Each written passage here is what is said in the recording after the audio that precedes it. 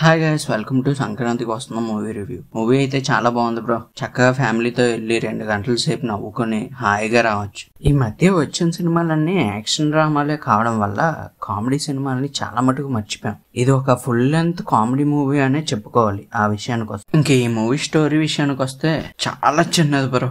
Story ఏం పెద్దగా ఉండదు, అంత కామెడీయే. బీజు పాండే వాళ్ళ అన్ని జైల్లో నుంచి తెచ్చి బీజు పాండేకి ఇవ్వడం అంతే. ఇంకా అంతకు మించి స్టోరీ అంటూ ఏముండదు.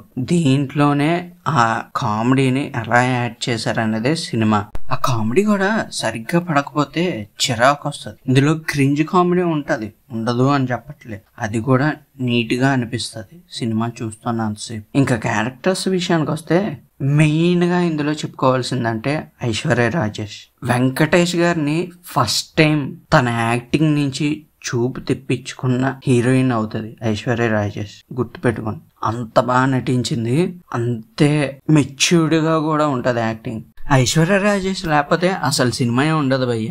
ఐశ్వర్య రాజేష్ తర్వాతే మనకి వెంకటేష్ గారి యాక్టింగ్ కనిపిస్తుంది. వీళ్ళిద్దరు కాకుండా ఇంకో ఇద్దరు ఉన్నారు. వాళ్ళు ఎవరు అంటే సాయి కుమార్ గారు, యానిమల్ లో నటించిన ఉపేంద్ర గారు మాటిమాటికి సాయి కుమార్ గారిని నీ వాయిస్ చాలా పేలగా ఉంటది, అసలు బేసే ఉండదు అంటే, ఇదేంటి అనిల్ రావుపూడి ఇలా చేస్తాడు, సాయి కుమార్ గారి యాక్టింగ్ ఏంటి, అతని వాయిస్ ఏంటి, ఒక బేస్ ఉంటది కదా అని అనుకున్నా. కానీ తర్వాత సాయి కుమార్ గారి యాక్టింగ్ ఉంటది భయ్యా, ఇచ్చి పడేస్తాడు. వీళ్ళందరూ ఒక ఎత్తు అయితే బుల్రాజు అని ఇంకో క్యారెక్టర్ ఉంటది చిన్నపిల్లడిది.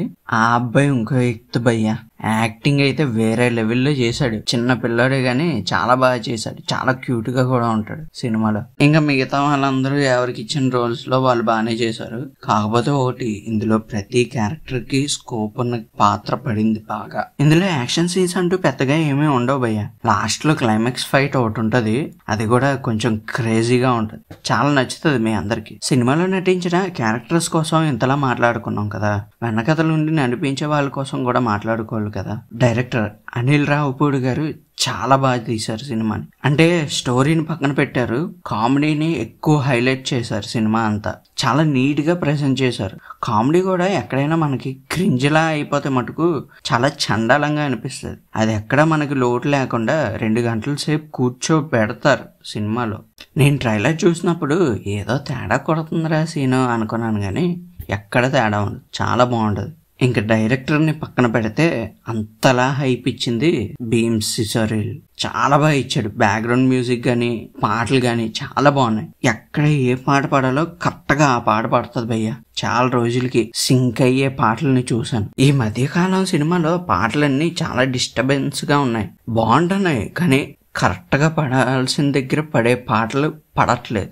ఆ బాధ ఈ సినిమాతో అయితే చాలా మటుకు తీరిపోయింది. ఇంకా మాట్లాడుకోవాలి అంటే సినిమాటోగ్రాఫర్ చాలా న్యాచురల్ గా, చాలా అంటే మనం పక్కనే జరుగుతున్నట్టు చూపిస్తాడు. అంతా చాలా బాగుంది టేక్ ఆఫ్ అంతా. ఇప్పుడు దాకా ఎవరైనా సినిమా చూడకపోతే వెళ్ళి చూసేయండి, చాలా బాగా ఎంజాయ్ చేస్తారు. ఓకే గైస్, ఇది ఇవాళ వీడియో. నచ్చితే లైక్ చేయండి, షేర్ చేయండి, సబ్స్క్రైబ్ చేసుకోండి.